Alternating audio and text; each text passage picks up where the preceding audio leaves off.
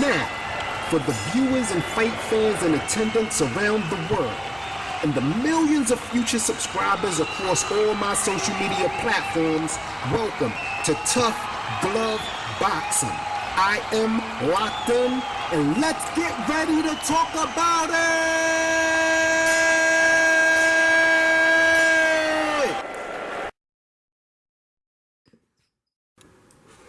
What's good, everybody? I'm locked in. Welcome to another episode of Tough Glove Boxing. Man, it's been a busy week, but I'm glad to get this video out to you guys. Check this out. You see the man we got on the screen? He's going to be fighting George Kambosos Jr. George the Ferocious Kambosos Jr. We got Mr. Devin the Dream Haney, and he's about to put in that work. So now this is how I feel about that particular fight, right? He's going to be fighting for Undisputed in Australia, and I don't have a problem with him fighting in Undisputed.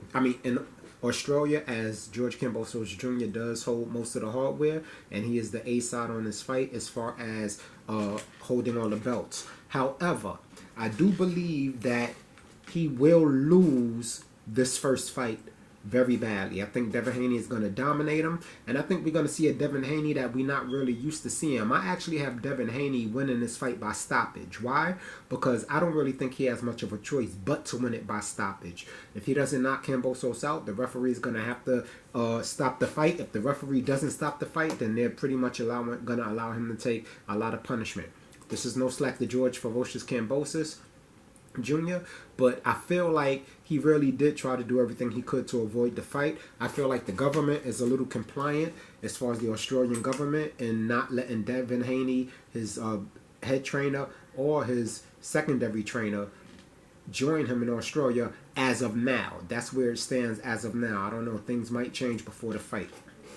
But with all of that said, all of the obstacles that Devin Haney has in his way, I don't think this is going to faze him at all. I think he's 100% ready for this opportunity, and I think he's coming to bring the war. Now, the reason why I say George Kambosos gets dominated in this fight is because looking back at his fight with Teofimo Lopez, who he did upset, okay? You got to remember, Teofimo Lopez was not focused. He was not the same Teofimo Lopez that fought Loma Chico, despite what everybody say. You can clearly see he didn't have the same training. He didn't have the same conditioning. He didn't even have the same focus.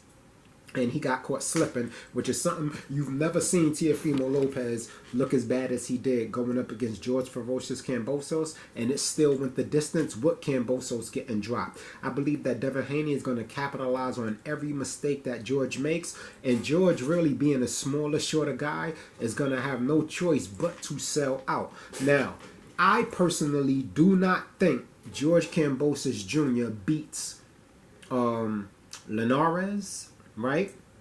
And I don't think he beats what was the other guy that Jojo Diaz. I don't think he beats those guys, okay? I think that you know, he might clip Devin Haney a couple of times. I don't see Devin Haney going down, and I believe that everybody is underestimating Devin Haney's power, right? And I know a lot of people are going to say, oh, he don't have no power, you know, he's pillow-fisted, whatever. But I tell you what, he got enough power to keep the fighters up off of him, and even if he didn't have enough power to do so, he definitely has the skills and the ring IQ to easily pull out of that fight. He basically has the closest style to Floyd Mayweather that I've ever seen out of the young guys, with the exception of Shakur Stevenson, who might be a little better at the age that he is now. That's just my personal opinion. Don't get mad at me for saying that. Again, it's my personal opinion, and that's going to be an amazing super fight whenever it does happen. But talking about Undisputed, so we got 7 Undisputed champions right now, Bahar and the 4-belt ever, which is Bernard Hopkins, Jermaine Taylor, Terrence Crawford, Alexander Usyk, Josh Taylor, Canelo Alvarez, and Jamel Charlo. Now, it's really more than that if you add the women, because we got Cecilia, the First Lady Brackets, we got Clarissa, the Groat Shields, we got Katie Taylor, Jessica McCaskill, and Franchon Cruz DeZern are the women who all held undisputed titles, with Clarissa being the one who is undisputed in 2 different weight classes. However, we're going to keep it with the men right now. We're talking about who's going to be the number 8th male to hold all 4 belts. Is it going to be Devin Haney? Is it going to be George Ferocious Kambosos? Now, from what I understand, Devin Haney, as well as his name is escaping me right now, but the coach that used to train Josh Taylor. No, not Josh Taylor. It was Tyson Fury before Tyson Fury switched over trainers, right? Is it Ben Davison? I think his name is Ben Davison. But for some reason, they're not being allowed in Australia as of we know it right now. Things could change. Even still, we have Zab Judah's father, who's going to be the corner man for Devin Haney if they can't make it. And if you ask me, I think that completely eliminates any worries I had as far as what Devin Haney is going to do when he goes into the ring. You see, what you guys are not understanding is you're treating Devin Haney like a kid, like George Kambosos called him. This is a grown man. He don't need his daddy to be there. His daddy can't be in the ring with him anyway, and he's coming to take those belts. He's been looking for this opportunity a long time. He is the one in this fight who bet on himself. He accepted all of the terms, no matter how outrageous they sounded. And George Kambosos did everything he could to make Devin Haney say no to this fight. So you then can't do that and turn around and tell me that you have full confidence that going into this fight. I think he understands that Devin Haney's skill set is masterful.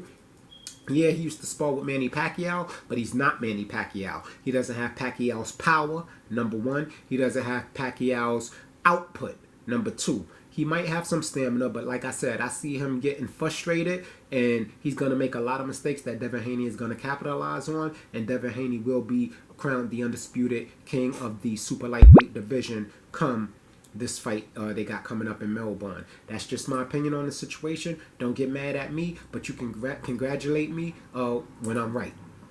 Okay, I don't care what George Kambosos Jr. says. I don't care what the Australian government does. They signed the contract, and that's that ass. I believe Devin, the Dream Haney, is going to become undisputed, and then he's going to bring those belts back to America. Now, the other thing is the second fight might be a little different, but I don't even think if Devin Haney beats George bad enough, I don't think he's even going to want the rematch. And if he does want the rematch, I don't see him performing any better because it's not much more that we can see of George Ferocious Kambosos that we haven't already seen already. He's going up against a younger, fresher guy. And this guy is a 100% focused. Devin the Dream Haney is going to make his dreams come true. That's my prediction. Now, on to David Benavidez and Lemieux. David Benavidez, like I said before, he might catch a couple shots. He's not going to really go through too much adversity, but I believe he completely dominates Lemieux in this fight. Lemieux is going to be a good fighter. But David Benavidez, he's just a different type of animal. He enjoys hurting his opponents, and he has a great chin. I don't think it's going to be much David Lemieux is going to be able to do to escape that reach and that power. And, you know, I just hope he doesn't take too much damage in that fight because I do like David Lemieux. Anyway, that's my prediction for tonight's David Benavidez fight. Let me know how you guys feel about what I said about Devin the Dream Haney. Let me get this straight. I do have a lot of respect for George Ferocious Kambosos for even taking this fight, but it kind of seems like he didn't really have any choice after Lomachenko, and he was going to lose to Lomachenko anyway. Okay, now I believe that Lomachenko is a way greater challenge than Devin Haney is, and we will get that fight if Devin Haney becomes undisputed, and I'm looking forward to seeing that fight. However, if he decides to, he wins the rematch, if Devin Haney wins the rematch and decides to drop the belt and move up, that's going to be really interesting. Because right now they have some pretty good fighters up there at 140. And so let me know what you guys think in the comment section. My name is Locked In. I want to appreciate you for checking out the content. Take a little moment, hit the like button. I welcome you to subscribe to the channel and leave your opinions in a comment. I'm out. Peace. You ain't got to go home, but you got to get the hell up out of here.